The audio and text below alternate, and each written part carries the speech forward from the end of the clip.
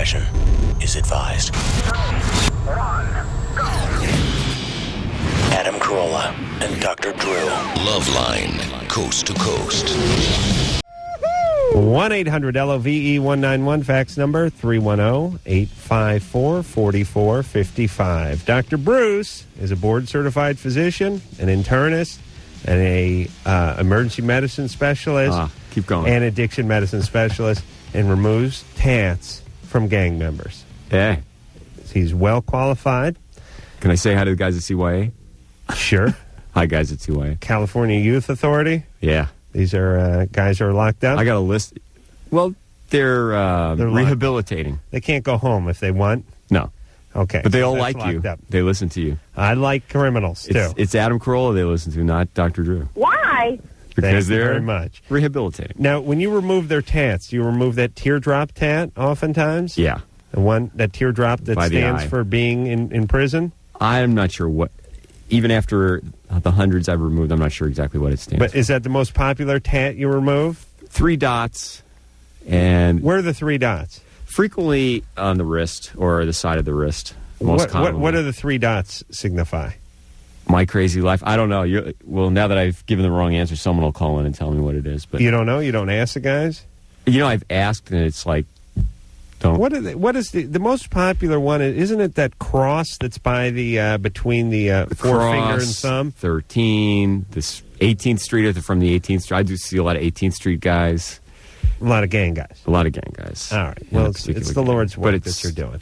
Yeah, they get jobs easier that way. If it says FDLAPD on your forehead and tattoo ink, It's you hard don't to get a gig, hard Right. to get admitted into the police academy. Yeah. Priscilla, Yeah, you're 20. yeah. What's up? Well, when I was 5 years old, it was like right around there. I was on a t-ball team, and I was sitting on a bat. It was like the thing that people did, and like it slipped and it like cut me like down there, and I had to like go to the doctor and everything. Oh boy. Yeah, and You were sitting on a bat. yeah. Right. And it cut me somehow. I still don't know how. I tried sitting on a pool stick once. It's still in me. Yeah. But it just broke it off. Yeah. All Different. right. So you're sitting on a bat, which it didn't sound like the greatest place to sit, but Well, you no. slip and it cuts you Right. in the vaginal area at Right. 5 years old. Right, and I bled for a few days or whatever, and they didn't put any stitches or anything down there. They just said to let it heal. I don't really remember that much of it, and so but now I can't have an orgasm. So I was wondering if that was related to it or not. It's probably not related at all. Now, you can't pleasure yourself, or is No. it during intercourse you can't have an orgasm? No. You have a boyfriend, Yeah. and you've had sex with a few guys. Yeah. How about oral sex? Yep. And that doesn't work either. Nope. All because of the Louisville vibrator Well, you got back. No, I was 5. I mean, no, I just don't know. I'm just wondering. Okay, here's the deal, and I think Bruce agrees with this. There's probably no connection. Right. I was Well, just there's gonna plenty of 20-year-old girls who can't have an orgasm, and you're one of them. Right. And it wasn't because they got a bat put up them. Right. Right. Minor trauma at that age is not related to not having an orgasm. That's Oh. your point. But All right, there are so- other questions we could. No, you just stick with the same guy. Make sure you got a much better chance of getting one through oral sex. So Right. that's the Well, place to look. I've tried that. I mean, I've tried everything. Yeah. Well, if you get the right guy and he hangs out there long enough, something may happen. Yeah, I hope so. You ever try doing something for yourself? Yeah, doesn't work either. Doesn't work either? Nope. How about the bathtub? Bathtub, tried the bathtub. You did. Yeah. With the water on? Yeah. I see. Then we can get into, are there any other issues in terms of intimacy? No. I mean, I'm happy. All right. Well, listen. Here's the deal. Here's the sad truth. Stop me if you think I'm wrong here, Bruce. But just do it with one word. Don't ramble on. There's a certain percentage of women at age 20 who just cannot have an orgasm. Right. I would agree. At age 20, the percentage of women who cannot have an orgasm through any circumstances, I would say, would be 20%, maybe 15 or 20%, something like that. Now, at age 30, that number probably drops down to about 5%. Would you agree I with would that? agree. So time is on your side. You'll eventually work it out. Call us back in 10 years. I'm sure Bruce will still be here. And if you can't have the orgasm, then it's time to look into it. Until then, just find one guy, stick with him, and see if you guys can't work it out. Andy? Yeah. You're 20. What's up? Yeah, I've, never had a girlfriend before. And I've kind of lately, ever since I went to college, been a little more into my right hand than I should. Mm-hmm. Or at least so I think. And, I'm wondering, if that's having, if that's, a result of not having a girlfriend, or if it's, affecting my ability to associate with women, or... Mm-hmm. Yeah, it's basically, How long have you been dating your right hand? Well, if we want to go way back to first contact, it's probably when I was 13 or 14. So you met your right hand when you were 13 or 14. Yeah. Did you immediately begin dating? Oh, Or were you just friends for a while? it was just kind of off and on until I went to college, and then now it's I live in an apartment now and I have a roommate, but he lives in town and he's always gone, so I basically have a lot of time to myself. Yeah, that's what happened with me and my right hand. I remember meeting my right hand about the 8th grade, and we didn't hit it off. There was no initial attraction, but we did pass each other in the hall, and we hung out a little, and we had some mutual friends, like the left hand and my testicles, and we all used to hang out together, smoke pot, and drink some Boone's Farm wild berry wine in the park. And one night, my right hand and my penis just got together, and it was magic. And it was a few years after we originally met, but they've been together ever since. Going strong. It's a lovely story. How many? They recently celebrated their 20th anniversary. I don't know if you know that. I didn't see the pictures. You're at my house. You saw the picture of my right hand up on the mantelpiece, didn't you? No? I must have missed that. But now, Andy, how many times a day are we talking? Minimum one, no less. Maximum probably 7 or 14. 8. So, 7 or 8. Well, one's one thing, 7 or 8's another. Masturbation can be part of an obsessive sexual practice. How dare you? If the way a lot of things like this go, if they do interfere with what would be a normal relationship or your drive for such, and you prefer the company of your hand as Adam would, then you might need to look into this and see somebody. I think 7 or 8 times a day, you're not having a normal relationship. What's going on here? Andy, listen to me, brother.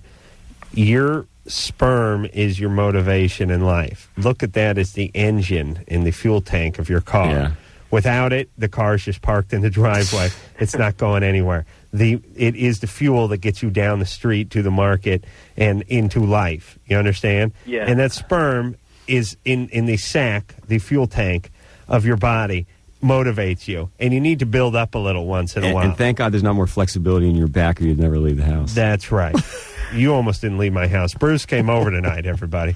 We ate, and it was this close to a hand job. But here's... don't play stupid now. Listen, Andy, don't whack off for, I was going to say a week, and then I pictured myself not doing it for a week and realized I wouldn't work. No one would live with you. Yeah, do it for 2 or 3 days and see if it doesn't give you a little more sexual energy, and then go out and try to get some chick drunk.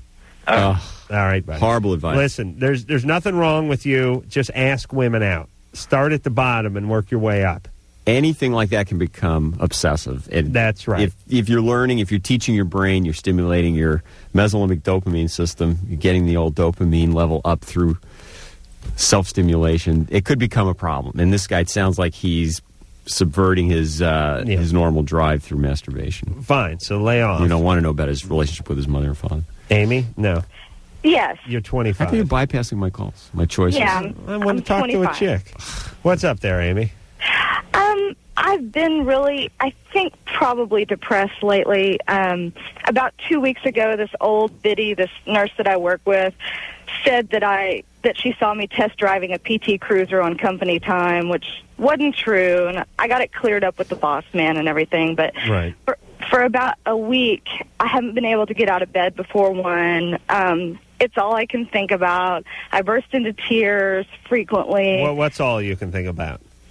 All I can think about is that people at work must think I'm, sorry, a dishonest person or something. And I'm a psych nurse, and I'm all of a sudden I'm thinking, like, and you know it. Yeah, listen, nobody at work really cares about you. You got to look at it that way. I guess I'm realizing it. It's bursting my idealistic bubble. Psych nurse, what a miserable, miserable job that must be. It's so much fun, Adam, but now I'm thinking, like, maybe I need an antidepressant. I don't know what the hell's wrong with Well, me. you got the keys to the medicine cabinet, don't you? This sounds like I fun. sure Where, as hell do. where was Just she when go I was out- working on this boring site? Listen, just go grab a handful of something and see what works for you. White ones work. If white ones don't work, the blue ones or the green ones might work, right, Bruce? You don't sound like you have a real flat affect to me. No, Sound like you you're sound much less pretty perky. depressed than a lot of people who claim not to be depressed who call this show. Right. Yeah. And, there's endogenous depression and there's situational depression. It sounds pretty situational, in which I case... feel like it Hold is on, is situational. endogenous the same as indigenous? No. You're an What's the difference indigenous native to the armpit San of the, Fernando Valley, Right, exactly. yes, the armpit of the world. Exactly. And endogenous means it, that it's always with you. it's idiopathic. I think- it comes from it doesn't have a specific cause. Hold on a second. Oh, God. Is that Am I what gonna it get means? A medical quiz? Does that? No, here's what it means. Here's what it sounds like, though, that the reason these two words, indigenous and endogenous, are so close is indigenous means these were people who are always here, original people. Uh-huh. You know what I mean? Right. Like the Aborigines are indigenous people to the outback of Australia, Uh-huh. right? Are you a Just listen. philologist on Well, the side? just listen. But endogenous means that this is a depression that's Native. always It's been native to the always been person. with you. Or it's from, always or originating. Well, maybe within, maybe without. it's the same word that's just being pronounced differently. No, it's not the same word. You sure? Well, one's a doctor word, one's a sociologist. Yeah, but doctor words like to take words that everyone else uses, Well, yeah. mispronounce them a little bit so they get paid more money. Oh, yeah, that's absolutely true. You look up endogenous. Amy? Yeah, do you have any advice for me? Yeah, well, first off, screw that old bag at work. Yeah. I smell a little mercy killing coming on. Yeah. And listen, how overweight are you? Oh, God. Come on, Oh. baby. Only 15 pounds. 15? Yeah. All right. What about losing that 15? You need a nice man. You need you're one good humping away from a good day. You got a man?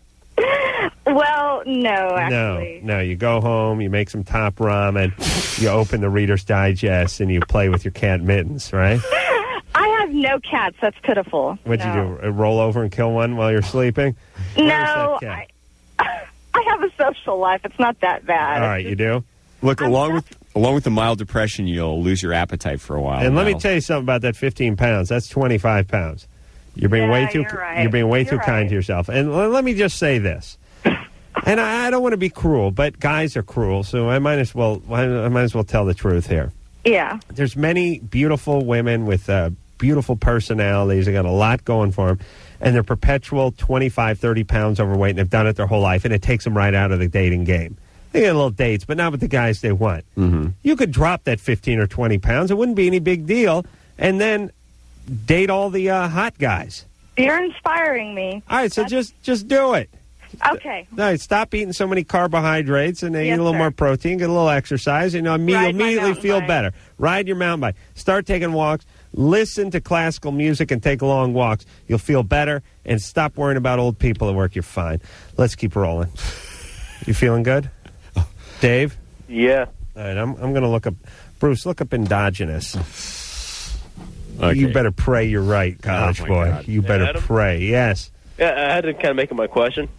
You I did wanted to what? ask you about Taboo 2. Oh, okay. Go ahead. Just got the movie. Dave is 17, yes. Taboo Best horror movie 2. ever made. Yes. Yes, he Yeah. does. You remember this part? Oh, yeah. Yeah. I Learned do. to play the guitar. It knows how to please in every detail. You know the theme singing. He can do more than you'll ever imagine. and He does do it with style. He does it with me. Oh, yes, he does. Oh, boy, you're doing a lot of jacking off. I know that you thought that you knew him. Bruce, jump in. Come on, buddy. You know the words. Don't know the words. Here's a good part. Oh, Bruce, you know the Maybe words. did, Come on, Dr. but you Spaz. don't. I'm listening to these spazzes sing, and I'm reading a dictionary. Is this He LoveLine only or... reveals what he wants you to see and then shows it all. And when he does, He satisfies me. All right, turn that off. I really like. I'd like to see Taboo 2 the musical. What is Taboo 2? It's got to be Taboo a 2 porno is movie one of of the some best sort. porn movies ever made. With this music in it? Dave, The best movie ever made. yeah, where did you get hold of this? I got on the internet. They sell the whole series. There's like 15 of them. I know, but 2 is my favorite. Do you know? Have you ever seen that 70s show? Yeah. The sister on that looks just the same as the sister on the 70s show. Yeah, she does. Yeah. She does look a little like her. Jeez, I can't remember her name. I'm going to study that film tonight. Like the Zapruder films. I study that thing back and forth. Yeah, you and your There's a right lot more hand. music on it. Yeah, I love that Bambi. And what about Junior? He's a good guy. What a gentleman, banging his mom and his sister. Who's Ron Jeremy in that movie? My friends and I were trying to figure that out. What's that? Who's Ron Jeremy? What's his Which one's he? Is he what's the his one with part? the huge hairy chest? Ron Jeremy is orgy goer number 14. He doesn't really have a part in that. He just kind of walks on and has sex with everybody. Is this one of his first movies? That's during the orgy. It's earlier in his career. It was probably, pretty early in his career. It was probably only his 250th porn movie. He's a remarkable intellect. I, of course, met him filling in on for Drill and LoveLine. He's a gentleman and a scholar. Dave, are you saying you didn't recognize Ron Jeremy? No. Okay. Ron Jeremy, you know the orgy scene about 3/4 of the way through the thing? Yeah. I want to be going and coming with you, baby. You remember that part? Scaring me. You know this movie that Yeah, I well? know all the words. Oh. He is the fat, hairy Jewish guy with the big penis who's... he's doing those 2 chicks from behind. You know, that's him. And then We're he's trying to figure out who the one, the hair goes like 3/4 of the way up his penis. Yeah, he does this one girl from behind, and then he switches over and does this other one for a while. Yeah. That's him. All right, buddy. Thanks a lot. Thanks for calling. All right, I'm glad I could clear that up. There's a lot of 17-year-olds who can't spot Ron Jeremy's old work. Your knowledge of pornography is frightening. Second to none. Did you find endogenous Yeah, yet? I'm looking for indigenous. All right. I was correct, of course. Wendy, you're 19. What's up? I've got TMJ syndrome, and because of that, I can't keep my mouth open very wide for very long. Right. And when I'm trying to go down on a guy, I can't complete it. I see. And I'm just wondering if I could get advice on how to make it last longer or how to do it faster or better. I don't know. Interesting. God bless you for asking. How's your ear? It's fine. Would that work? No. No. What about this TMJ, Bruce? TMJ is a very diverse disorder. It ranges from something that's very real and serious to something that's quite psychosomatic. I see. So, have you been to a good oral surgeon? Have you had a CT scan or a study of your TMJ, or is this something you went to the GP and he said you got TMJ? When I was 13, I got braces, and my dentist told me, and he referred me to some specialist. And I went there, and they didn't do anything more. They just told me that I had it, and if it got too bad, to come back. Well, and if you open your mouth past a certain point, it locks open? Yeah. Okay, how do you get it? I mean, if you really have that, you end up in the emergency room trying to get it unlocked. I mean... Yeah. But how many times does that happen? What's wrong with it staying open for the BJ? It just, past a couple minutes, it just starts really hurting, and I could tell it's cramping up. Right. And so I have to stop, or else it will cramp up, and I can't get it closed again. My strategy with you would be to get going on my own, get about 7/8 of the way there, and then have you just hop on for the last the home stretch. You know what I'm saying? Yeah. Well, I've take done it like that. It kind of sucks. Do you take Motrin or muscle relaxant? Do you have anything like that? No. Well, Motrin's over the counter, of course. So you could try taking, as long as you're not allergic or... So she could take a few Motrin before she prostituted herself out to some drunken sailor? TMJ is just a really difficult to pin down disorder, and the treatment's notoriously ineffective, many of them. Well, and what do they do? Give you a mouthpiece or something like that? Yeah, they try various things like that. The oral surgeons will frequently recommend surgery if they can pinpoint. Yeah, I don't want to do that. Yeah, I got a little of that myself, actually. I do. My jaw clicks all the time. Always pops. Wendy? Well, whether or not that's... Why don't you go back to the specialist and see what they have to say? Yeah, now that you're through adolescence and your bone structure, you're done growing. Yeah. get examined and see if they want to do any studies of that area and tell them what your symptoms are. But many times you end up... You tell them the symptoms. You go, listen, 97 out of the last 110 guys that tried to blow in the last 6-month period, my jaw stuck open.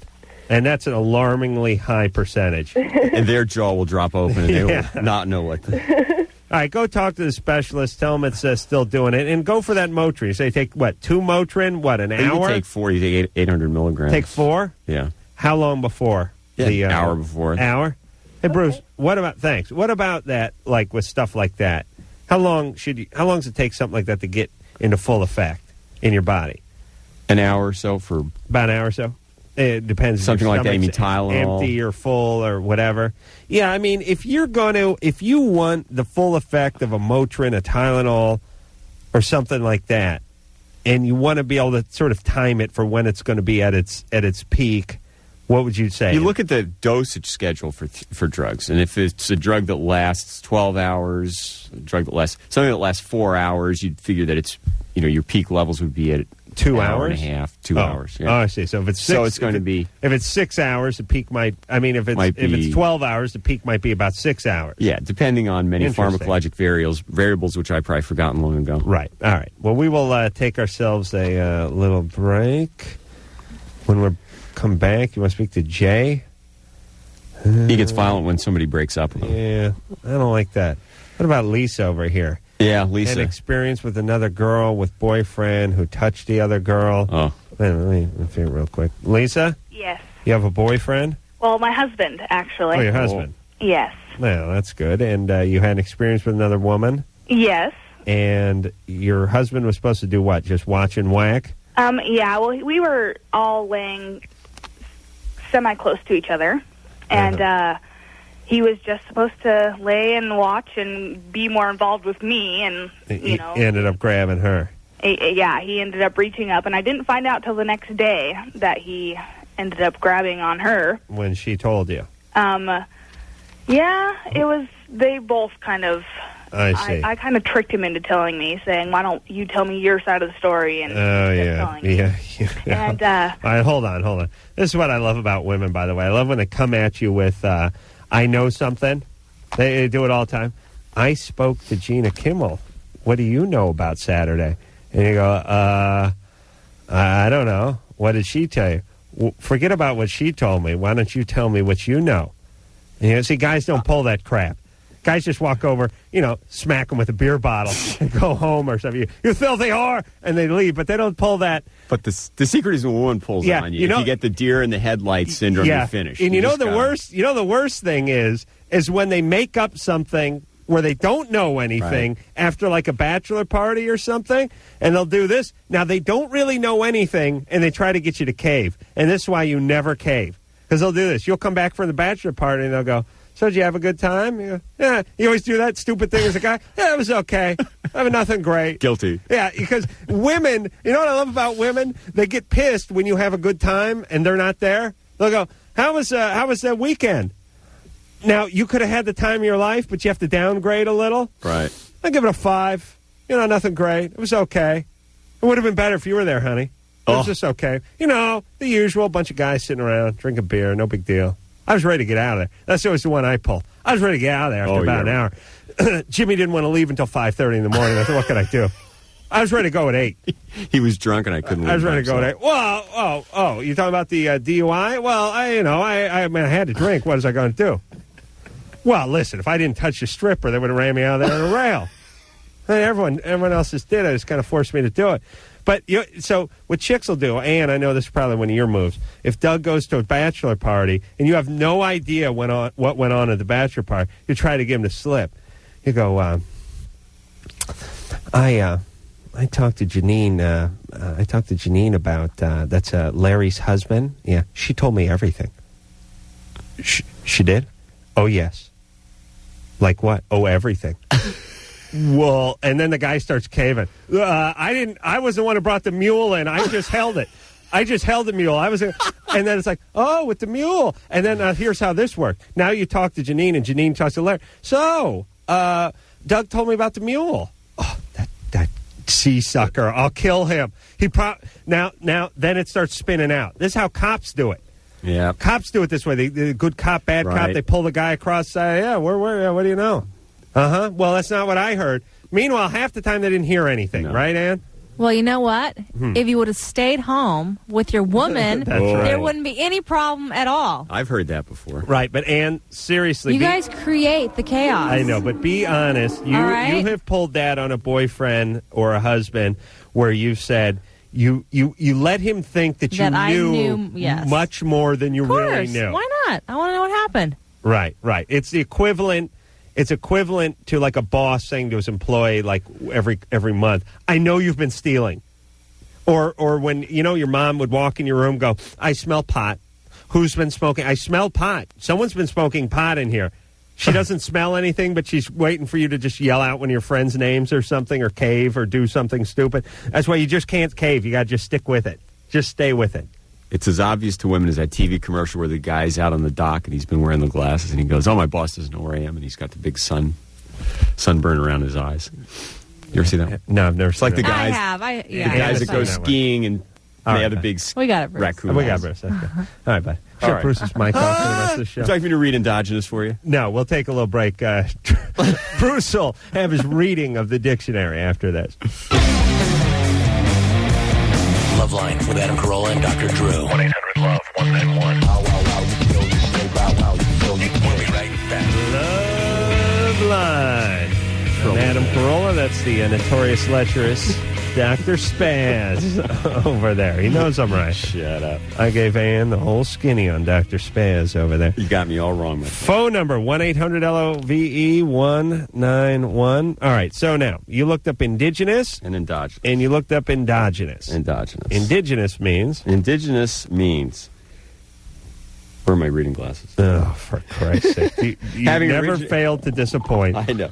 It's my goal. Having originated in and being produced, growing, living, or occurring naturally in a particular region or environment. All right. That's indigenous. Endogenous. A. Caused by factors inside the organism or system. B. Produced or synthesized within the organism or system. All right. Therefore, an endogenous depression is from within rather than from...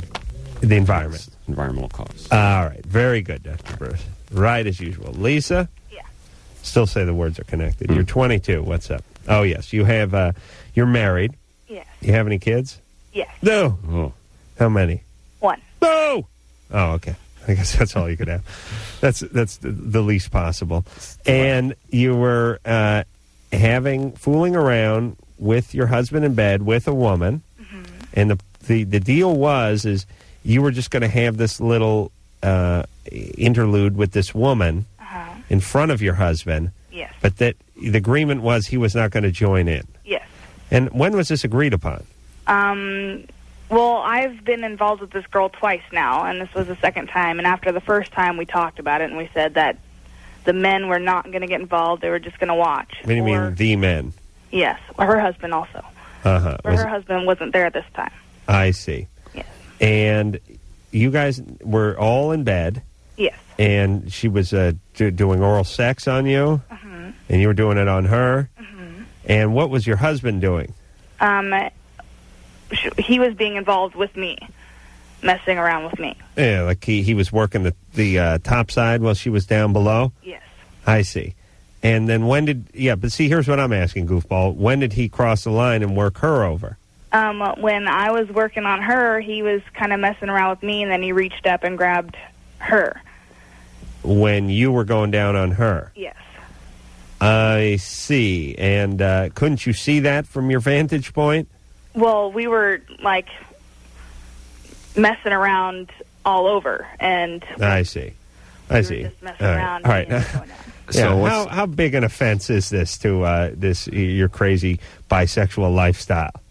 I mean, did this really cross the line? This really offended your delicate sensibilities? Well, I was just wondering if I had the right to be angry. Nah.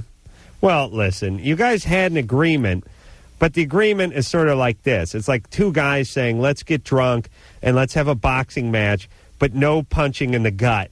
And about round 3, and after a pony keg, one guy slugs the other guy in the gut. It's kind of like, well, you agreed on it, but on the other hand, the fist and beer were flying. What did you expect? I guess is my answer. And listen, the agreement was made under duress. He's dying to get in bed with two women. Listen, he'll tell you anything. He would agreed. He would agreed to a asbestos enema at that point. Do you understand? To see you two going Number at one, it. you ask if it's okay to be angry. I mean, you have a very arbitrary ruling in your marriage, it sounds like, as to what's okay and what's not. I mean, when you start doing stuff as a threesome or you're having any sexual contact with somebody else, whether it's male or female, you're asking for the destabilization of the marriage. I mean, that's just sort of the rule with threesomes. And let me tell you something. The whole reason this was instigated in the first place is so she could get angry because she's looking to destabilize. What's wrong with you, Lisa? Right. Where's your daddy? Where's my dad? Yeah. He's here. What happened? Nothing. What'd he do? Nothing. Be honest. Nothing. What'd he do to you? Nothing. Did he beat on you? No. Huh? No. Alcoholic? No. When were you molested? I was not. Raped? No. What happened to you? Nothing. Who didn't pay attention to you? Nobody. Okay, Daddy? so- Well, I'm not done. What Daddy do for a living? He was a millwright. Aha! A what? Works with metal. Yeah, mills. He works with metal? He does everything in a mill. Yeah. What kind of mill? Like a wood mill. Wood products. mill. Aha. Close enough. It's all coming in and we're clear. And he didn't drink? Nope. No. And he's together with Mommy? Yep. And what got you so chaotic? Then don't be defensive. Be honest now. Where'd your parents drop the ball? Daddy didn't pay attention? No. What? He did? He loved you? Yes. He respected you? Yeah. He took care of you? Yeah. What happened to you? Okay. What Lisa, happened to you? I don't know. What's wrong with you? Are you getting the message from Adam? Do you understand what he's trying to say? I mean, what you did, it's evidence of a chaotic relationship, of something being wrong, and whether the origin of that's in your family of origin, with your relationship with your dad or your mom, or substance abuse, or... Hold on, I'm not done. When did you move out of the house? 16. Oh, you moved out at 16. Yes. Why? Because I was being a rebellious teenager. But everything was great at home. You just moved out at 16. Well, I mean, we were having the normal teenage parent confrontations, but... And you moved... Where do you move out at 16? I moved in with my husband. At 16? Yeah. And now you're 22. Well, how old is your husband now? He's 25. So he was, 3 years old? So he was 19? Yes. And you moved out? Yes. All right, hold on a second. Bruce, you know goddamn well everything's great on the home front. Nobody moves out at 16. I mean, this ain't a Little House on the Prairie, for Christ's sake. This is 5 years ago. Whether or not it is, you're not going to get that out of her. Listen, I don't have to get it out of her. You move out of your house as a 16-year-old because you and your parents are going at it. That's trouble on the home front. But don't give me that. What the F is wrong with you? They're teenagers. What is it? Why can't you agree with me? What is a crime in you? What do you mean? You name me a family where the kid moves out at 16. Goes off to college. Not goes off to college. Not get some sort of a scholarship somewhere. Moves out because they can't handle the parents. You say that's good? That's fine? There's no problem with that? I have to learn to answer in 2 syllables. Idiot. Shut up. I'm done with you. Lisa? Yeah. Listen, you're a chaos queen. You're going to screw this relationship up, and you're going to screw your kids up, and you're going to have the same crappy relationship that you have with your parents with your kids. You talk to your parents? Yes. You do? Yes. You guys put whatever you had to put behind you? Yes. All right. When did you lose your virginity? 15. All right. With your with this screwball? No. What's your husband do? He is an insulator. No. You talking about insulator? Yes. Oh, he's crawling around attics all day putting in R19? Yeah. Oh, buddy. All right, now listen to me. How old is your kid? He's 6 months. All right, that is your focus. Your number one job in life is not to screw that kid up. Do you hear me? Yes. Now, you have to have a stable relationship so you don't screw that kid up, and you can't have a stable relationship when you're screwing around with your friends and neighbors. All right? Okay. So, whatever happened, happened. Forgive your husband. Put it behind you. Focus on being a good couple and taking care of this youngin', okay? Okay. Oh, please. All right. Thank you very much. Wait a second. You're all right. You take care of yourself. And the world is an okay place now that you've had your tirade. Listen, jackass, with the is it okay to move out at 16? That doesn't suggest any trauma on the home front. You got to give me that. Well, first off, you don't even make a sound to the mic. That's what I love about you. Listen. All right, cool down. Let's not argue. Then I get the puss. I get the, well, it could go either way, puss. First of all, she got married. She was too young when she got married. They've changed a lot. She's and he both have the feelers out for other stuff. And the thing is on the rocks. They need to admit what's going on and either decide to work on it together, but quit the threesomes. All right. Quit. I want you to around. give me an example of someone who moved out at 16 now, where everything was great. Oh, yeah, I'll tell you about. Don't give me that puss. Fred Jorgensen over on State Street. Shut over up, there. you jackass. You know his son listen, Jeff? if your kids moved out when they were 16, you'd have a heart attack. I'd have a party. Well, that's true. Idiot. Oh, boy. What name is that? He's just a dick. I agree, Drew. Luella? Yeah. Luella? I must have put too much ecstasy in your fried calamari tonight. Is that how you spell Luella? Yeah. Come on. Jesus. Okay. All right. What's how up you there? doing? Fine. How are you? I don't know. It's a tough Idiot. night so Oh, far. shut up. I've had You know, I'm a enough real of you. doctor, and I'm getting Sit called there, names and shake it. abuse. You don't even talk. Should have let you Drew just sit come in there and tonight. shake your head. I Where's ask you Drew? a question. I moved out when I was 17 too. And Luella, did you have Genghis the Khan for a father or an abusive mother? I didn't get along with neither one of them. But were you abused? But I was daddy's girl, though. I still didn't get along with them. Well, you're spoiled. Well, I was kind of abused, but kind of not. It was both parts. I was just real rebellious. Yeah, but listen, first off, and I know this, it's only 1 year, but there is a big difference between 16 and 17. Mm-hmm. A lot of people go off to college at 17 or 18. 16 is very young. I want to read the Yes, Corolla and- book on adolescent development. Listen, you show me a 16-year-old who moves out of the house, and I'm going to show you trouble at the house. Oh, I tried to move out when I was 16. Yeah, now what? Why? Because I couldn't get along with my parents at all. And what state are you calling from? I'm calling from Ohio. Oh, this is or the- Indiana, actually. I just moved from Ohio to... Well, this is the Indiana exception. So that's All right. why the other was 16. They were from you California. don't know what you're talking about. What's up? Okay. I was wanting to know a question on my period. I haven't had a period in almost 5.5 years. All right, hold on. Anderson's got a pee, so hold on. Okay. All right, we got to take a break. Okay. Just to smoke cigarettes. All right. Anderson's jumping up and down over there like a because you're abusing spastic me. kid in the back of a He doesn't class. like it when you're abusive. Listen, to me. I don't like that. Why? What's in it for you not to agree with me all the time? I'm just when honest, I'm right. you know. I don't need this. Gig. Honest what? I don't need that, this job. You know, you do that same crap Drew does. Here's what you two do. You think because Daddy paid for a degree, you think you got one up on me. Then I lay something out, and because it's my idea, you don't agree with it. It's because it's flawed that I don't agree with it, and I'm honest with you. And you blow it. You have one of your little neurons shaking around up there, making some noise. What do you think the percentage of 16-year-olds who move out of the house just for the sake of moving out and move in with a boyfriend, what percentage of that isn't because there's some trauma on the home front or some chaos on the home front? The chaos, they just move out because it's time to move out at 16 and they found a guy, that they're not seeking refuge somewhere. There's a difference between abuse perpetrated on an adolescent or a child and a dysfunctional family unit where there's no limits or boundaries set and the kid is just pushing. I'm not saying the chick was chained to a radiator and beaten with a tire chain.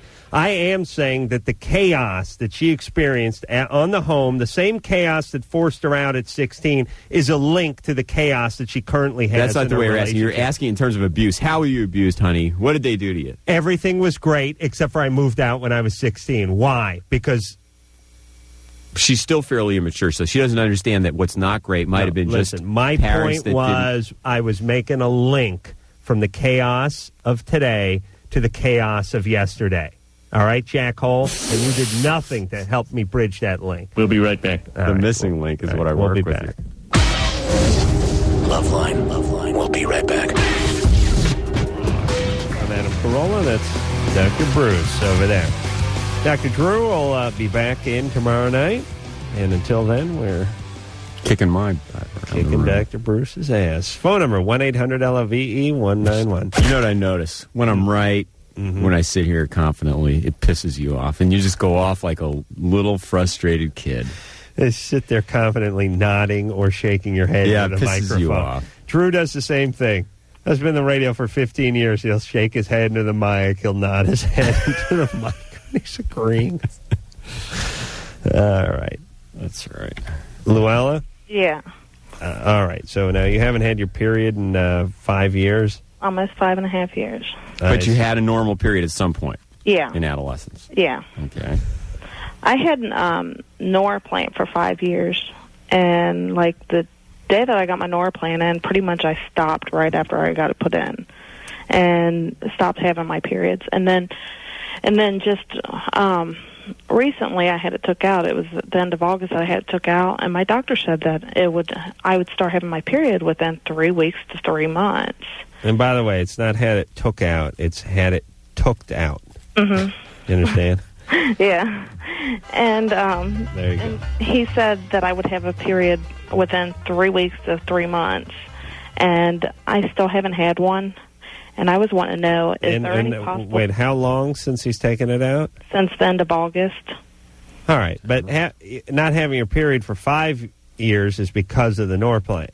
Mm-hmm. So we're not. Much, so we won't count that, right, Bruce? Right. It just takes time for things to kick back in. Have you gone? Are you overweight? Or are there any? Yeah, major. Okay, so there could be other reasons that you're not having your periods come back as quickly as possible, and sometimes people that are overweight, there are various syndromes that occur that cause that to happen. Have you gone back to had a follow-up visit? Has he done any hormone levels? No. You need to. I mean, you know, how overweight are you? About 75 pounds. What's up with that?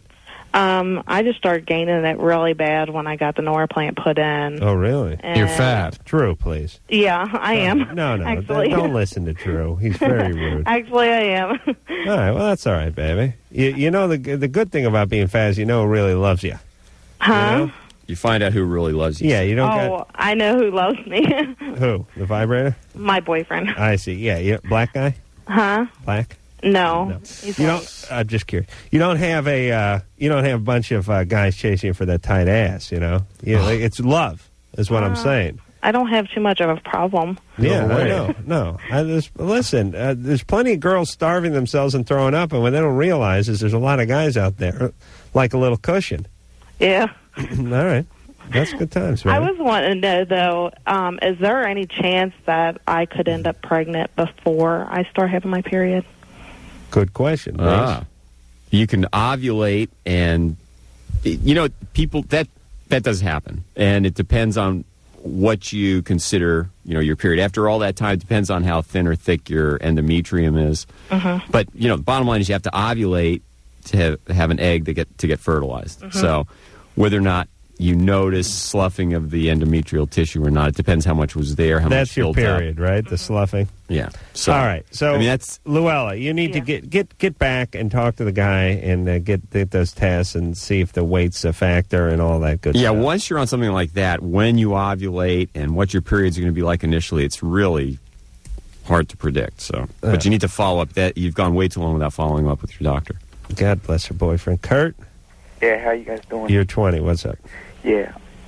I just started working at a paleontologist, one of them foot doctors. Oh.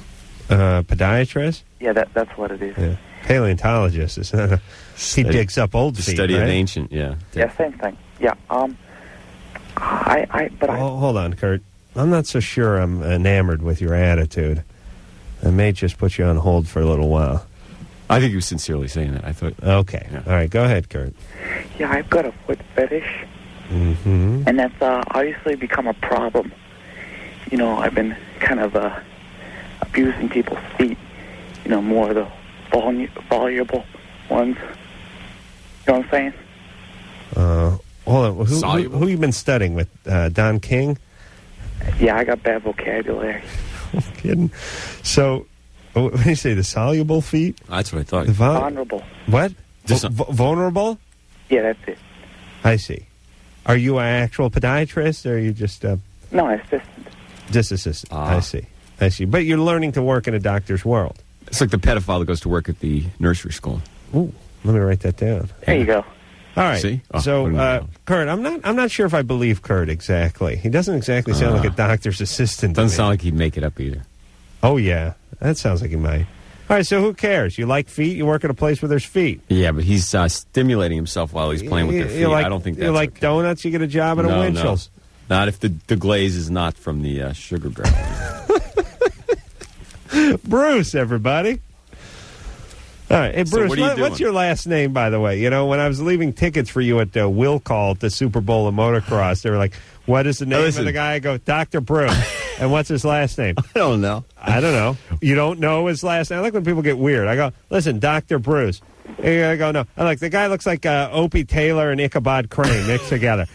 I said, listen, what is his last name? I said, listen, if a guy comes up and presents himself as Dr. Bruce, give him the ticket. I swear to God, I went to that window Saturday night and they started laughing. What is your last name? In 17 years, Drew has not given his last name on the show. I am not giving my last name. All right, well, maybe you won't get into the next motocross show, wise ass. Oh. All right, listen, hey, Kurt. Yeah. All right, it's a big deal. You like feet, and you get to see plenty of them. That's not all. What else are you doing there? Well, there's often very many photos of feet that the doctor likes to classify, and I often try and take the documents home. I see. And return them without him knowing. I see. And you pleasure yourself to these pictures of feet? Absolutely. Yeah. How about you get a job at a shoe store? Good idea. Yeah. Listen, what can you do? All right. Okay, what do you do? What do you what's do? happened to him?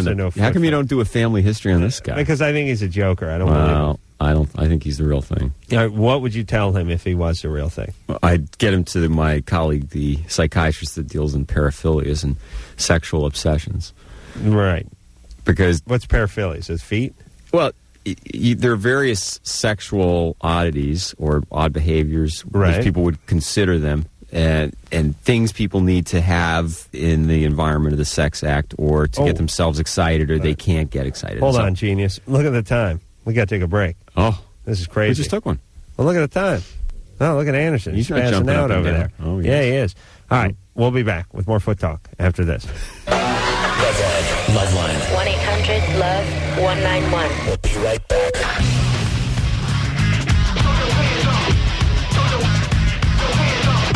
Nip. LoveLine. I'm Adam Carolla. That is Dr. Bruce, filming for Dr. Drew. One more night, then the fabulous return of Dr. Drew, everyone. Dr. Bruce, doing a decent job, though. Is that where you're screaming at me, calling me things that Anderson has to bleep out? I'm a motivator. I'm like Vince Lombardi.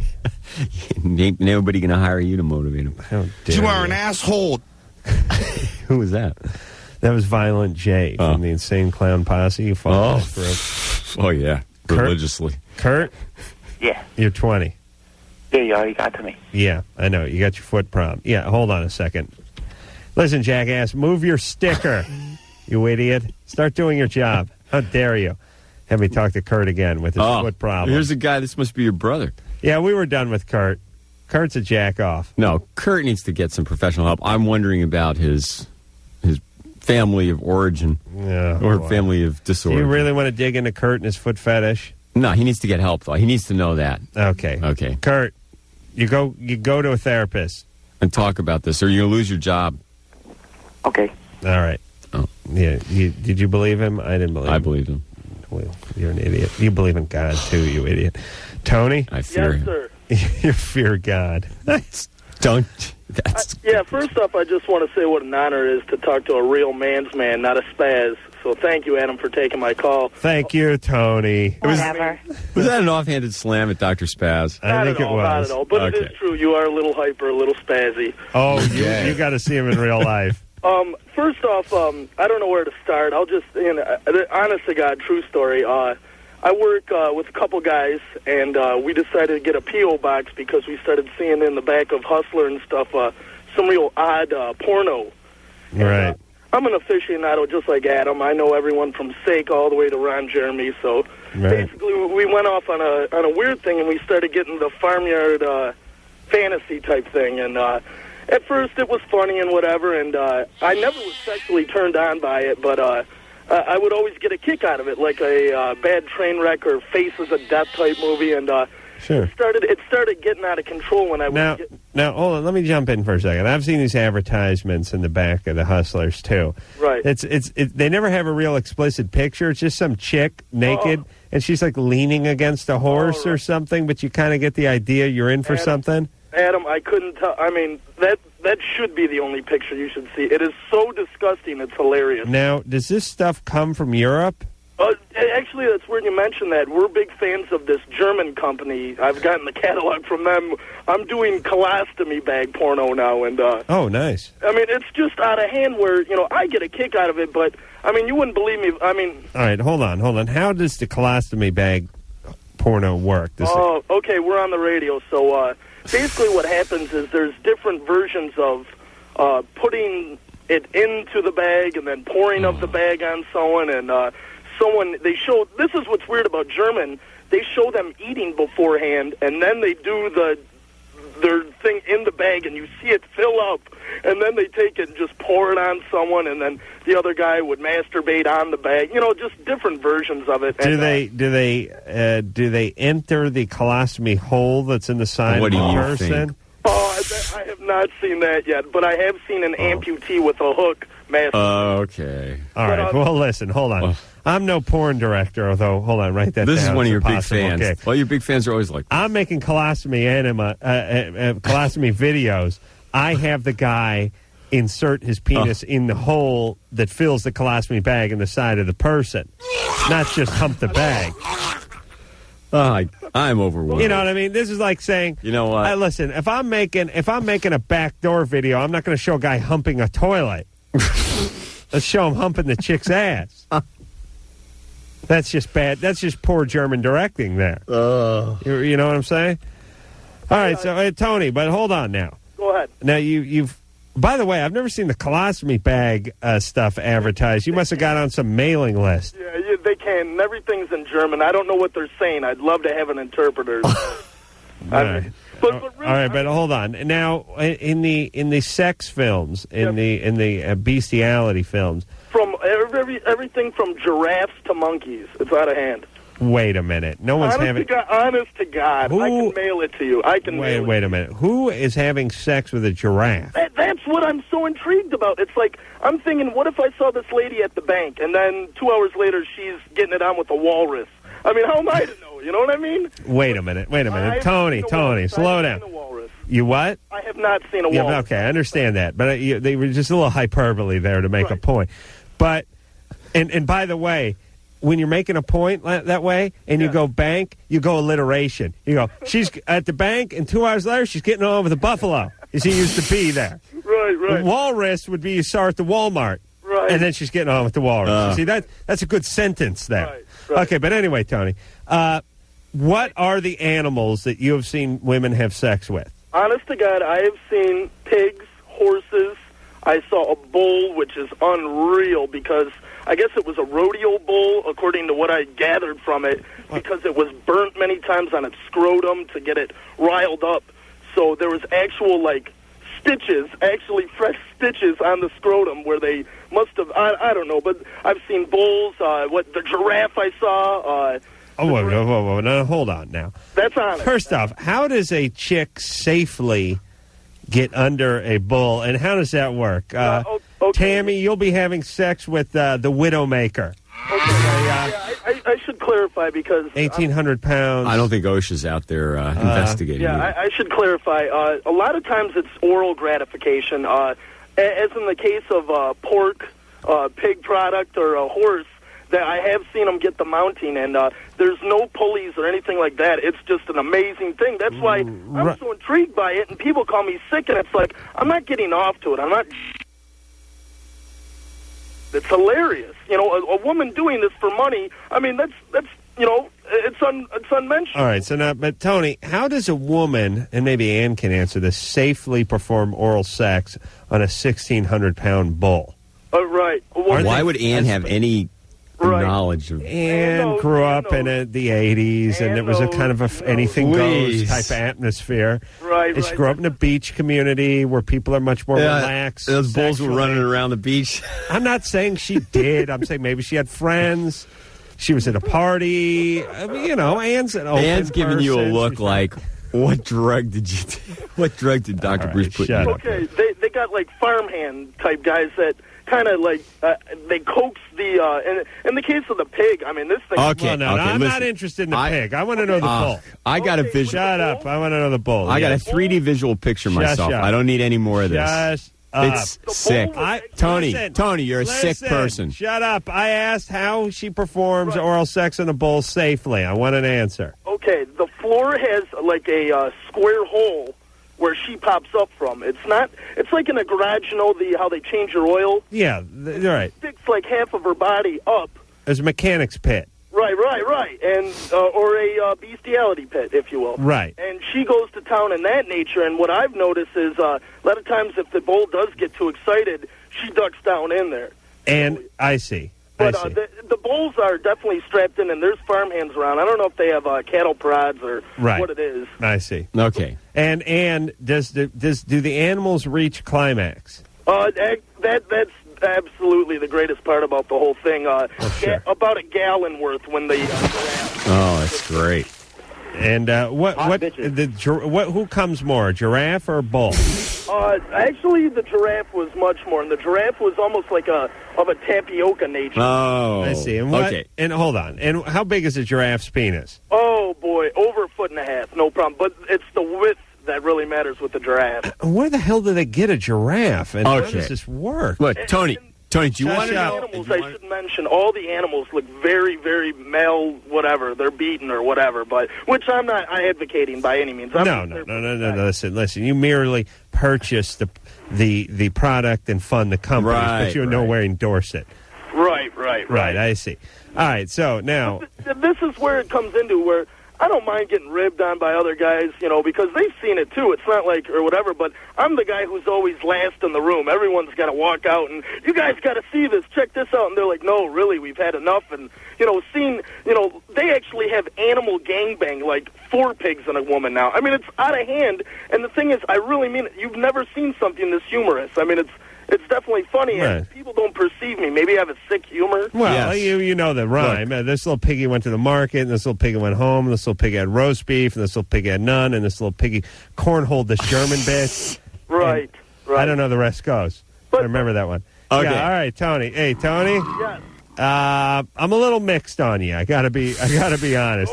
Go with it. I appreciate the information, and I understand the curiosity factor, but at some point, don't you think it demeans you a little bit? I mean, we all know the woman's being demeaned.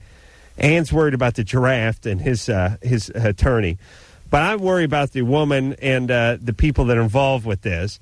And it demeans you to some degree to sit there and watch it, doesn't it? Yeah, and the thing that I agree wholeheartedly with what you're saying is the fact that afterwards, it's not like I'm proud because I got to finish it. It's like a matter of, wow, how come I'm sick enough to watch those? All right. So why don't you just stop? Do you think you could stop? Okay, yeah, it's something like that, but I do have to mention one last thing. We have a video coming in, and I said after this video I would watch no more, and this has to be like, I don't know. This is a manatee screwing an underage Vietnamese girl. No. This is a quadriplegic lady. And she basically, to make it lightly, she takes on... I got my buddy punching me right now. Sure. She takes on insects, you could say. She puts them inside and whatnot. Sure. I don't know. Okay, wait a second. Who puts it in? Does someone put it in for her? I mean, she doesn't have use of her arms or legs. Right. What happens, I guess, from what I understand reading it or whatever, is watch the X-lady or whatever they call her. Have insects coming out of every orifice. Tony, are you married? Wait a second. Let's find out about He's Tony. married to his job and his religion. Are you kidding? Yeah, my job, that's where the problem, I don't, with all this, I have no reason to lie, but my uncle kind of runs a little bookie thing, so I do like a little muscle work for him, so to speak. And I'm not lying. Shocking. But what happens is with this style of work and all Yes. Hold on. Tony used the F word, so Anderson had to give him the X. All right, now hold on. Let me say this. First off, let me address the quadriplegic with the insect and the coos situation. I respect this woman. There's a lot of people that are sitting home collecting Social Security and disability who have disabilities. This is someone who's not handicapped. She's handicapable. She's out there earning a living and not sucking the teat of Uncle Sam, waiting for that $637 check every 2 weeks in the mail. Here's someone who's proud. Here's someone who's out there forging a living for herself. Maybe not her first career choice. Probably wasn't the kind of thing she wanted to do right out of high school. But the road has taken a turn, and she's making lemonade out of lemons. Look, these are sick people. Tony is addicted to this form of behavior. This is not, it's worse now. What's a worse word than degrading? This is destructive Effed stuff. up? It's effed up. It's destructive. It's destructive to Tony, and Tony's in a vicious cycle here, and I doubt he's going to be able to just quit doing this. And I'm even afraid to ask what his relationships are like with women. Why don't you ask about his family upbringing? No, the guy's out breaking legs for Uncle Guido. He's out. How dare you assume he was an Italian-American just because he ran some books? Because I'm from New York. And my friend Tony had an Uncle Guido. Tony, are you Italian? So the curse. Tony, are you of Italian descent? 100%. All right, just a coincidence. I assure you. I assure you. There are many misconceptions about the way Chinese women drive, and black men having a bigger ass, and Italians being involved with the mob. All brutal stereotypes. Listen, my father, all the Jews and Italians from New York, they hang out together, and I must admit, listen, Tony, all right, where's Tony? Fine. We need to get Tony some help. No, Tony's good. Listen, Tony, you just promise me the quad one is the last one, all right? I guarantee you it will, and I really mean this. Thank you for sharing this great moment in radio history. Thank you, Tony. And I have to say one thing, Adam, I'm not like one of these suck-ups, but that Man Show, man, the Man Show boy, all the stuff there, you got a great humorous intellect, and I really appreciate it, and I'll guarantee you that this is the last video. Thanks, Paisan. You guys from this day on. You guys are great. All right, arrivederci. I love that, Tony. He's a Paisan. Not to stereotype or categorize. You see why women love Italian men? Certain type women, certain type Italian men. All right, let's talk to Jay over here. I've never seen one of those bestiality movies. There's certain things that I realize that are out there and that I don't have to see.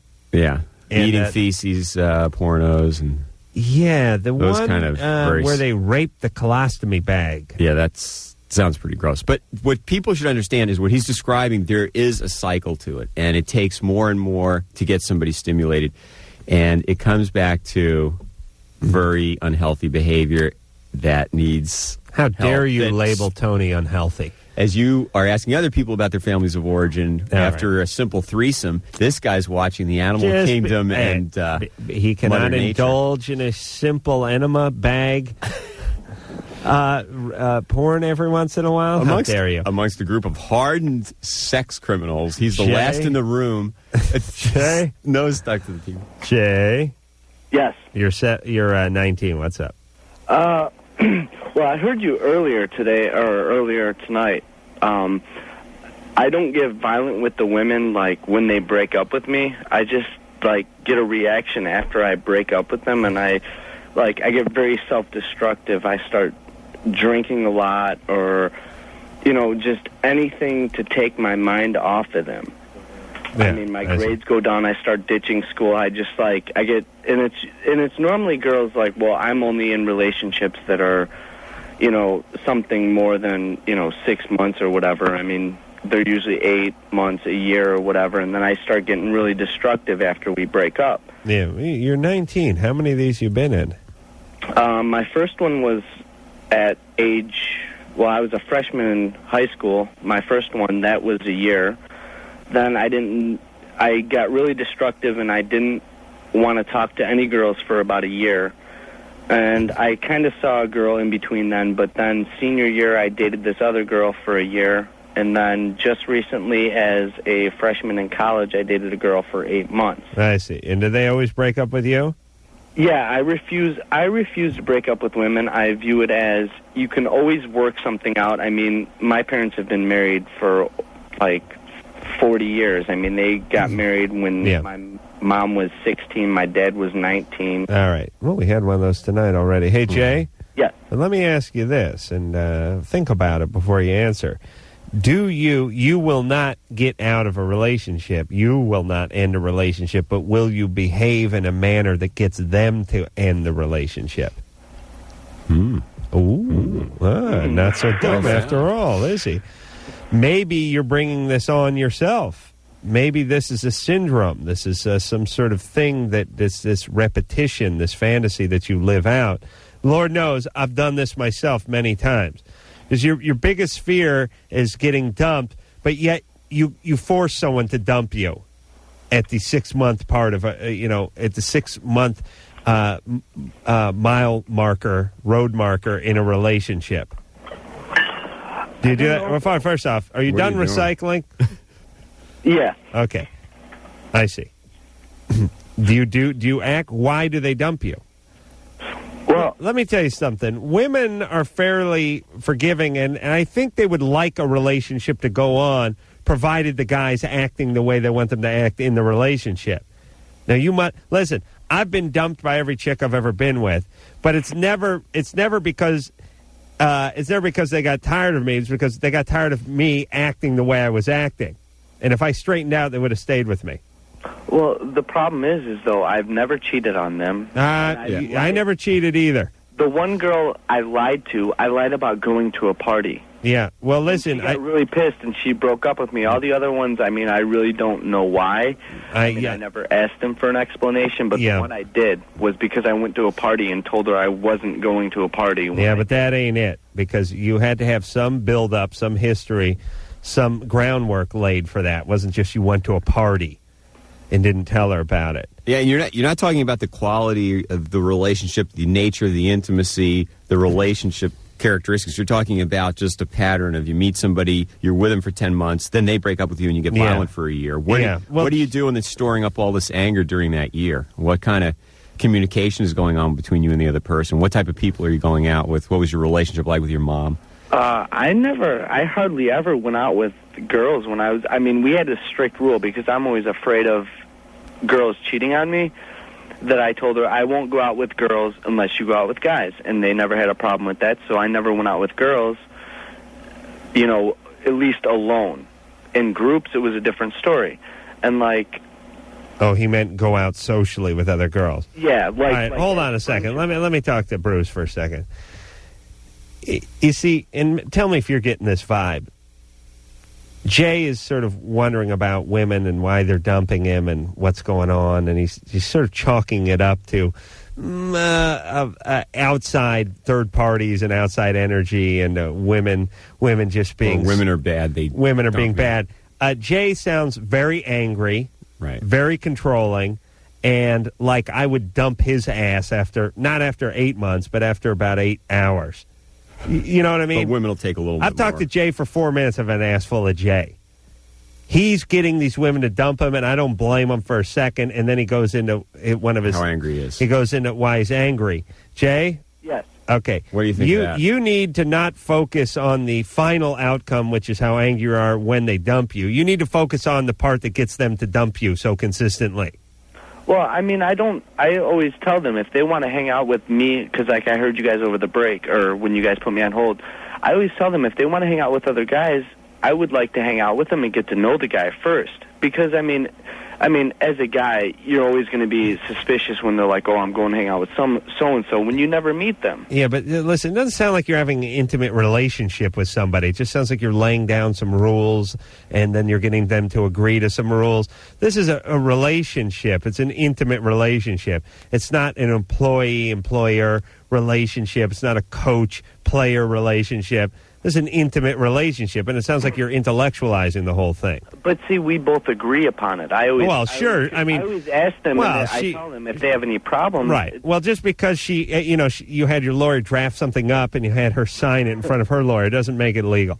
All right, listen, Jay, Yeah. There's a part of you that's almost robotic yeah. with women. You're not an intimate guy. You're an angry guy, and that's what ultimately gets them to dump you. They don't feel anything. They just feel an angry Jay, and you got to get at some of that anger and figure it out. Go to some therapy, mellow out. Don't have a relationship for a year. Why does it take a minute? Do therapy for a year, read some books, and get your S together, and then enter a relationship when you're in shape. Get to be friends with a girl for about a month and see what happens. Let me tell you something about a relationship. It's like entering the octagon in one of those Ultimate Fighting Championships or a boxing ring. If you're going to sit around, smoke cigarettes, and drink beer for a year, and you decide you're going to walk into the ring, you're going to get pummeled. You got to be doing your push-ups. You got to be jumping rope. You got to be doing your road work. You got to be hitting that heavy bag.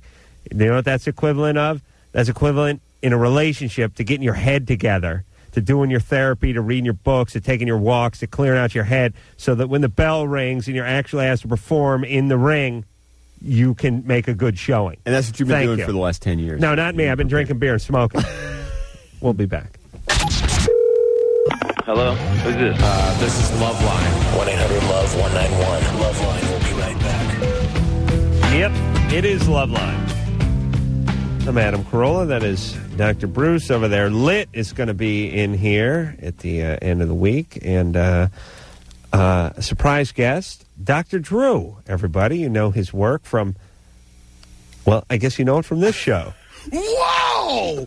I don't know if he's taken ill or he was replaced some years back. Maybe he left with Poor Man in the early 90s. He left on last Wednesday. Oh, was it? It feels like it's been longer. And so far, Bruce has come in here and done just I was going to say a whale of a job, but I'm looking for a smaller aquatic animal. Don't mention animals. Yeah, that's like a walrus of a job. Oh, a giraffe of a job. Remember what you told him, alliteration. Dolphin of a job, a flounder of a job. I'll give you a grouper of a job. Brian? Hello. You're 21. Hey, how's it going? Good. How you doing? I'm all right, except for my problem. All right. I'm a gay male, and whenever I have sex with my boyfriend, lately, I mean, we lube up and everything as well as we can over the condom, of course. Sure. And whenever I go to number 2, I leave like little blood trails. I see. You're gay. True. True. All right. So your behind has been broken many times. Well, I don't know. We're still sort of in the beginning of that, but I mean, see, that's what I was wondering because I'm like sort of, I don't know, necessarily inexperienced, but I mean, I guess once you've done it, that's all the experience you really need. Ooh, yeah, that's what the guy told me at camp. Now, let me just figure this out. I'm intrigued by the gay lifestyle. You're the master, right, Adam? I'm the master of the gay lifestyle. You're the backdoor man. It's one I've been trying to embrace for many years. I can't get my penis to go along with it. But I enjoy all other facets of the gay lifestyle. We're very clean. We're very nonviolent. I'm telling you, there's nothing like the gays. If this society was gayer, it would be a much better place. You know what I find very funny? What? Is that we're so darned clean, but we have like the dirtiest type of we go into the dirtiest place imaginable to have sex. Isn't that weird? I know. It's a guy. He's got his Miata are the dash is armor all, the tires are armor all. There's not a speck of dust on it. You go in the guy's living room, it's immaculate. It's like they could perform surgery in his kitchen, and then he takes his crank and stuffs it into some asshole. Yeah, I mean, go figure. Yep. Clear compensation, Brian. Well, but anyway, now you have a boyfriend, right? And do you guys live together? Well, he comes over. I see. We live apart still. We're not that committed. Oh, what a lifestyle! That's true. Party. Maybe you guys want to come over, Adams, and you know how it goes. It's raining men. Oh boy! Oh, what a life! Oh, do I love that gay life? and it's better when you move in. That's why gay means happy, my friend. I know. You get to move in together. You got 2 incomes. You got the house looks amazing. The taste is impeccable. Squeegees in the shower. Squeegees in the shower. Yes, that is so true. We haven't talked about that in years. All gay men who have those lucite shower doors, they squeegee them off when they're done. You know how I clean my shower door to get the soaps come off it? I pee on it. Oh. Lovely. That's a straight man's move. How do I get the ass off the shower door? I pee on it. That's how. It's angry straight man. All right. So now, wait a minute. Just hold on with the ass. Now, do you give it to him, too? No. Now, see, that's interesting. Now, are most gay relationships this way, where one is the receiver? From what I understand, there's a role played in the bedroom. Now, is that role a subservient role? No, not necessarily. What, as the guy who's being anally raped, don't you taken? I prefer to think of it as rape. Okay. Don't you think of it as a sort of subservient role? You're not the aggressor. You're what the equivalent to what the female would be in a traditional heterosexual relationship? Yeah, but I don't know. It's not, well, I don't look at it as like a dominance type of act. It's, All right, but what about in your relationship? Is he the more aggressive one? Does he get his way more?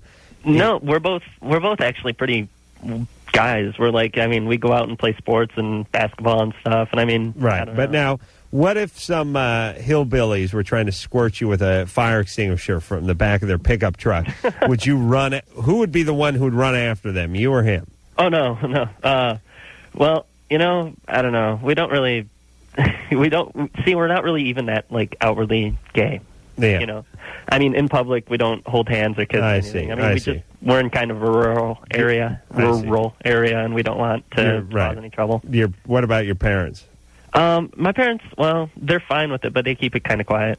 Brian, Adam's dealing with some God-given stereotypes that were delivered to him on... I love the gays. I've said that many a time. I really... You know what? I love the gays, too. I know. You love them. I really mean it. Here's what we would have with a gayer society. We have more recycling. We'd have much less crime. We have just better, just sort of overall decency. And fashion. I'll show you something. You'll never see a gay guy change his oil and then dump the motor oil down the storm drain. You'll never see a gay guy drive down the freeway and toss a bunch of McDonald's wrappers out of the window. Mm-hmm. You'll never have a gay guy get drunk and start beating on some other guy at a soccer game or something. It doesn't happen. These people recycle. They care about the environment. They're into politics. You go down to the gay section over here. Go down to West Hollywood. Go down to Santa Monica Boulevard. Go down to Boys Town. You'll never see a more immaculate place. They're constantly digging up the street and improving it. All the storefronts are impeccable. It's clean. It's safe. This is what you get with the gays. Why don't you go live there? I wish I was gay. I would like to be the official straight ambassador of the gays. Maybe there's a gay person locked inside your body. You know how you start, Adam? When you're meandering through the porno store, just keep on walking into the gay section. Yeah. And just pick up one and take it for a drive. I know, but I've talked about this with Drew, and don't take this the wrong way, but gay erotica to straight guys is repulsive. Oh, really? It is sickening to them. They have a physical reaction to it. They cannot see it. Bruce, if you see a gay erotica, some guy's really working some other guy, it hits you on a visceral gut level that's repulsive to you, doesn't it? Yes, it does. We can't help it. It's a straight man's curse. Oh, All right, anyway, his bleeding anus. What about it? Oh, do I get to... I've tried, sitting in warm baths and, all the house remedies. The sitz baths, right. And you've tried the hemorrhoidal preparations over the counter? Yep, nothing. Well, what is the bleeding from? Bruce? I'm sorry. Okay. That's all right. What do you think? See how polite it is? Hemorrhoids are veins that are used to having low pressure of blood going through them. And if the pressure builds up, people with strain when they have a lot of constipation, things that cause them to expand beyond the radius or diameter they should be. As something like that expands, the wall weakens and you have a leakage of blood. So the things that you do are things that would decrease the pressure. People that sit for long periods of time, doctors recommend they sit on something soft. Right, sit on a donut. But if you're having the bleeding, you need to have it looked at, first of all, because you're assuming it's coming from the hemorrhoids, and most likely it is. No, he's not saying it's coming from the hemorrhoids. He didn't say he had hemorrhoids, did he? Well, yeah. I don't know. I'm just. Oh, hold on a second, Bruce. Here's a mistake you commonly make. You read the screen. You see? Don't read the screen, because he never said he had hemorrhoids on the air. He said he was bleeding from the ass. I thought he said hemorrhoids. No, also. you Ask didn't. him. No, he has hemorrhoids, but he never said it. You read it on the screen. Okay. You see, you got to wait for him to say it because everyone who's listening to the show doesn't know what you're talking about with the hemorrhoids because you're reading it. Okay. Can I get back to my profound statement? You see what I'm saying? All right. So, Brian. Yeah. Bleeding, it's in the category of rectal bleeding. So, one of the very common causes, anal fissures.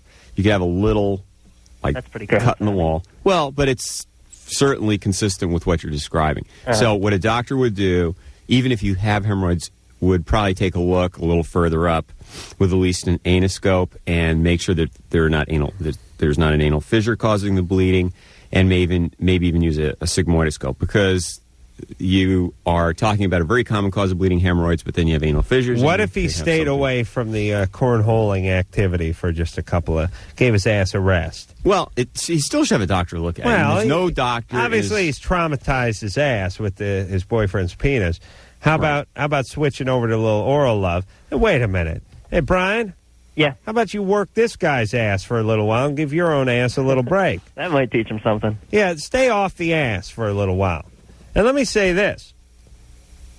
Obviously, it's a little embarrassing for some guys to go into the doctor and say, listen, I've been getting my coolie work pretty good. Let me tell you, the other thing with the gay community, they know they're doctors, and they're not at all shy about talking Brian, about you're not reticent at all about going in and telling some guy you've been getting work pretty good in the anus? Well, the thing about my butthole is that it's as big as a mason jar. Oh, is that guy? He did it again. That was our guy. Yeah. How come you didn't pick up on that? I don't know the guy. Drew knows the guy's voice. Of course you got a sense of humor. You can't be uptight and have a penis in your ass. That's the mason jar guy, huh? I don't know if it was him. We're going to have to play that for Drew because it may have been a guy doing a mason guy thing. But let me say this. Let me say this about gay and anus. I think there should be gay doctors like there's mafia doctors. Well, they don't have to be that secretive. They're you know what I'm saying? You take a bullet, some other wise guy shot you can't go to the hospital, it'll get reported, you go to the mafia doctor. You got an anal fissure from your boyfriend cornholing you too much, you go to the gay doctor. You got a little pink eye from some semen in your eye, you go to the gay doctor. He keeps it on the down low. You know what I mean? No questions asked. Just fix that fissure, give you some lube, send you on your way. You pay cash. It's not quite that clandestine. Yeah, you should be a gay doctor. Because I have that That'd be empathy. a good gig for you. All right, we're going to take a break. First, let's say hi to Jennifer. Jennifer? Yeah, hi. You're 16? Yeah. Okay. I think I'm on the verge of anorexia.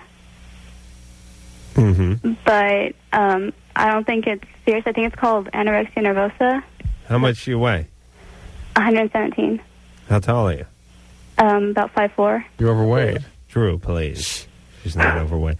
All right, hold on, Jennifer. All right, this is a very important call. Stay on the line, Jennifer, because we really want to talk to you. It's a very important subject. That's right. Okay. What was it? We'll be back. LoveLine. 1-800-LOVE-191. Back in a minute. Yeah, it's the LoveLine. I'm Adam Carolla. It's Dr. Spaz. God. Over there. They called more names than when I was 14 years old and riding on the wrong bus. Called Bruce Jackal 10 seconds ago. All right, I'll forget about that phone number. Let's keep rolling along. Let's burn some calls. What do you say about it? Jennifer. Yeah.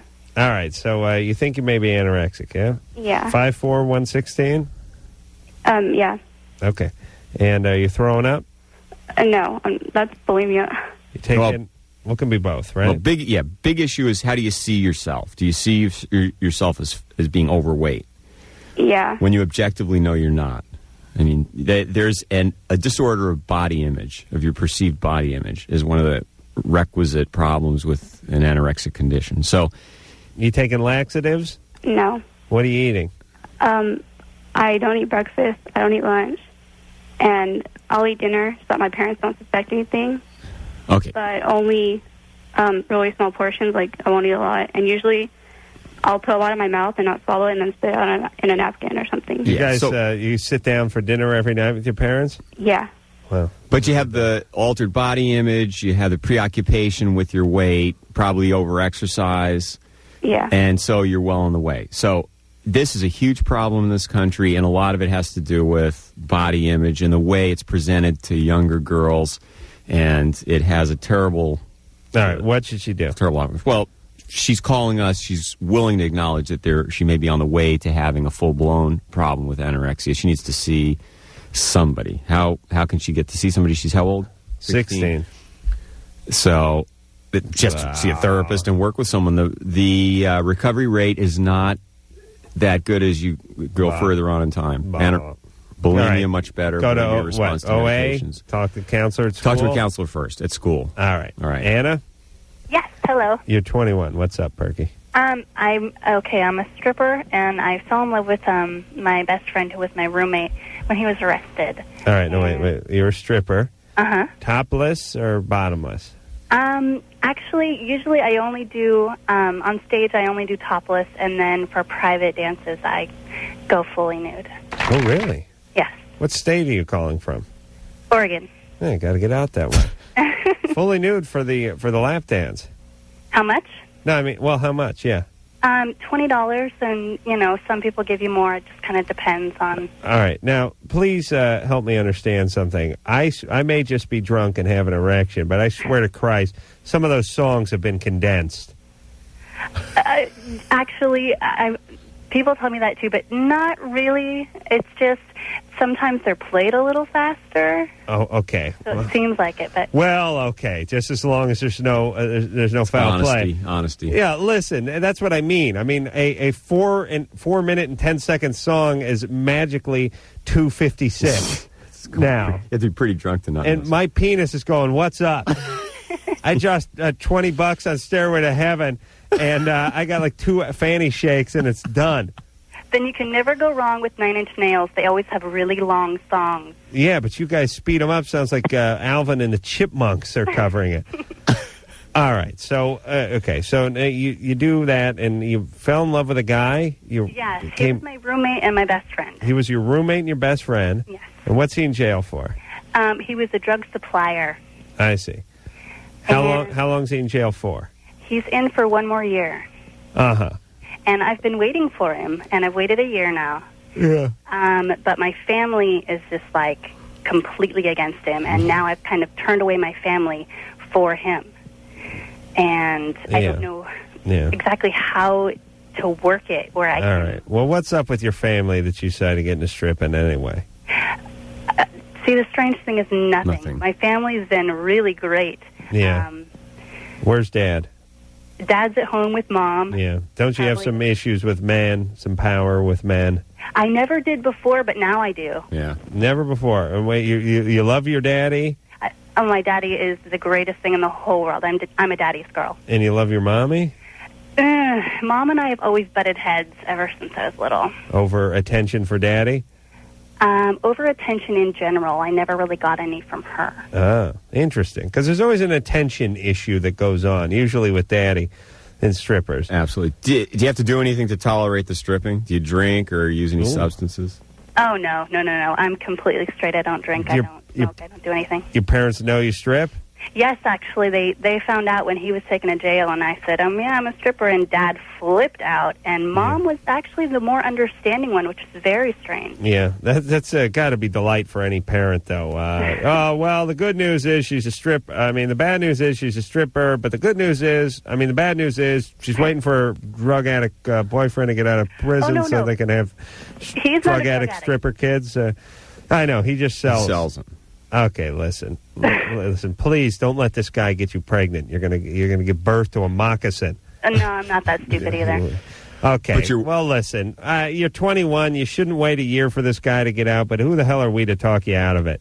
I mean, you love the guy, you correspond with him, you go and visit him in prison. Yes, I drive actually 6 hours to visit him. All right, here's the reality, Hannah. This is the best your relationship's ever going to be. Why? You know why? Because it's like everything in life. You know the best part of a new car? It's the drive over to the dealership. That's the best part of having that new car. It's driving to the dealership, knowing you're going home in the car. It's not when it gets keyed a week later. It's not when you get your parking ticket. It's not when you get your insurance bill. It's not even the drive home from the dealership when you're worried about getting into an accident or going through a mud puddle. It's the anticipation that's the best part. And her anticipating this and having him locked in, more fantasy. It'll never get better. He'll get out. He'll be beaten on her in 3 weeks. Yeah. So Anna has some core issues here. And let's get it straight. There's nothing wrong with strippers. They're not bad people. World needs them. They have issues, and they're in an industry that is inherently abusive and degrading to them. She's 21. She's saying she has no issues. Don't get pregnant. Stay with this guy. Screw the family. See what happens. I hate you for being a stripper not. anyway. Go Kelly? to a therapist and get honest about what's really going on. All right. Kelly, 19. What's up? Hi. I just wanted to say that I think you're pretty hot, Adam. Oh, me? Yeah. Yeah. Have you seen him? Yeah, a long time ago. Okay. Like on LoveLine before, when it was on TV. Yeah, baby. So I have a weird problem. It's actually that I more so get really emotional after sex, anything like that. Yeah. I don't know why. After orgasm? Yeah, pretty much. You cry after orgasm? Yeah. Huh? Yeah. Yeah, I do too, because it's like, the chick's going, that would be $100? I go, oh, come on, baby, no. It only took 5 minutes. Come on, give me a break, honey. $100. Okay, so what's going on with your emotional state? I mean, you just crying, or do you feel real sad, or do you feel... I don't know. It's like, I feel like I'm an emotional person, but that's the one time when it really... All right, what do we need to know about you? Ever raped, molested, abused? No uncle did anything weird to you? Daddy wasn't killed in the motorcycle accident when you were 4? No. No abandonment, no freakiness? Not really. Nobody ever got on top of you and didn't get off of you? No. No one ever forced you to do anything you didn't want to do? Long-term relationships or frequent short-term relationships? What are we talking about? 2 long-term. All right, and crying each time? Every time. All right. Therapy, and more therapy. We got to take a break. I don't know what this is. I mean, it's connected, obviously, to her upbringing, but she says everything's great in the past. I don't know why she cries. For some women. Women will cry when they're not sad. Can happen. Women cry at weddings all the time. Women cry at graduations. Women cry at ceremonies. Maybe it's part. Women will cry with an emotional release. Maybe the release of the orgasm just forces the tears. Maybe they're not tears of sadness. Yes. These are tip of the iceberg calls. There's more information. Fantastic. Yeah. We'll be back. LoveLine will be right back. LoveLine will be right back. LoveLine will be right back. Well, there you have it. My throat is sore from yelling at Dr. Bruce all night. I want to thank Dr. Drew for coming back. Dr. Drew tomorrow night. I want to thank Dr. Bruce for doing a whale of a job. And yes, I stick with whale. Sperm whale of a job this whole week and part of last week, filling in for the inept and lazy Dr. Drew. He'll take a verbal beating when he comes in. Oh, rest assured. All right, so thanks, Bruce. You're always welcome. A pleasure. Anytime. I'll be back. Yeah, I'm sure you will. So until next time, this is Adam Carolla for the dearly departed Dr. Bruce saying mahalo. 97 out of the last 110 guys I tried to blow in the last 6-month period, my jaw stuck open. This has been LoveLine. The opinions expressed on this show are not necessarily those of the staff, management, sponsors, or this station. The producer for LoveLine is Ann Wilkins Ingold. LoveLine is a presentation of Westwood One Entertainment.